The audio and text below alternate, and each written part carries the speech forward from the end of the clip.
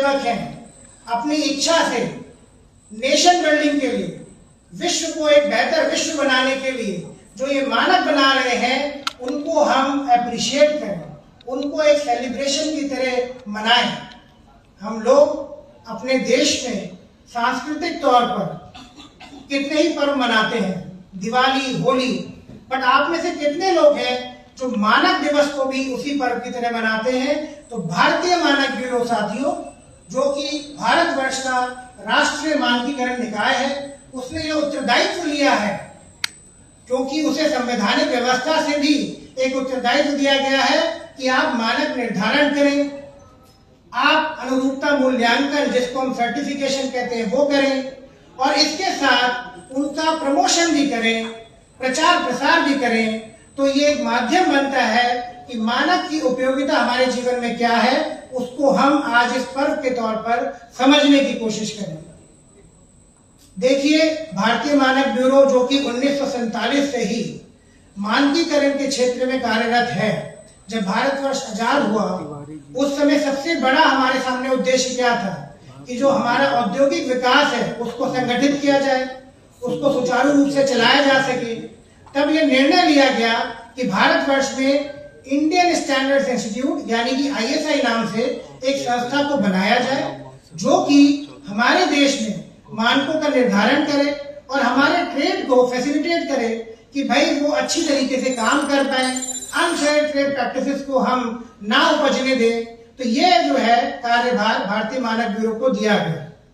परंतु उस समय क्योंकि ये संवैधानिक व्यवस्था में नहीं बंधा हुआ था, तो 1986 में भारतीय मानक ब्यूरो अधिनियम जारी हुआ, जिसके बाद जो पूर्ववर्ती हमारा संस्थान था, जिसको हम ISI कहते थे, उसको भारतीय मानक ब्यूरो के नाम से जाना जाना लगा। और जब वो संवैधानिक व्यवस्था में आ गया तो हमारी पावर्स बढ़ गई, स्टैंडर्ड्स और सर्टिफिकेशन वो सब हमारे लेजिस्लेटिव वैल्यू के अंतर्गत आ गए, संवैधानिक व्यवस्था में आ गए।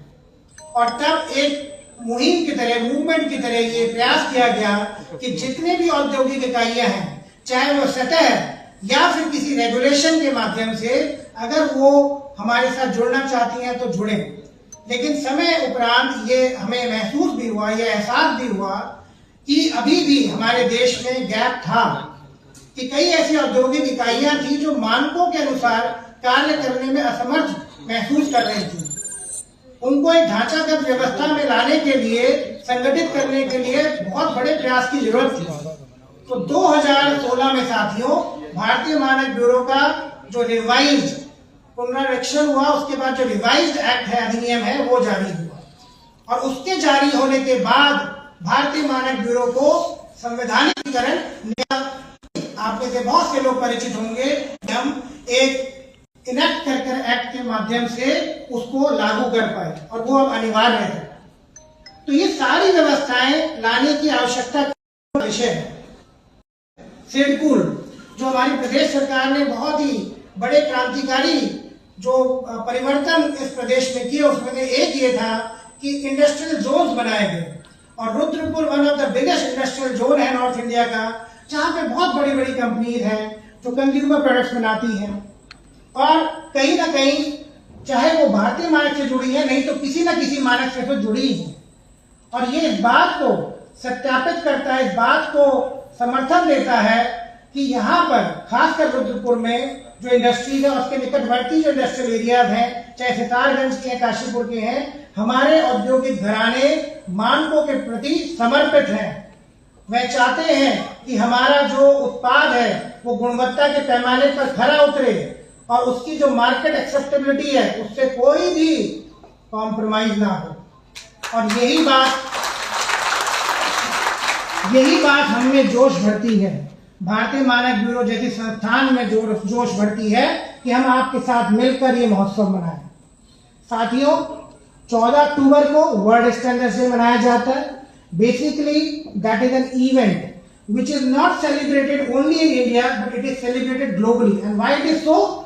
Because the 3 major international organizations, which perhaps many of you know, International Standardization Organization ISO, International Electrotechnical Commission IEC, and International Telecommunication Union ITU, all these organizations together celebrate this special day to commemorate the contribution of various volunteers across the globe who are contributing regularly, relentlessly, consistently for a better world by making what? The standards, and we all are attached with that. So it is our duty that let's celebrate their contribution as a Manak Mahotsav. और इसी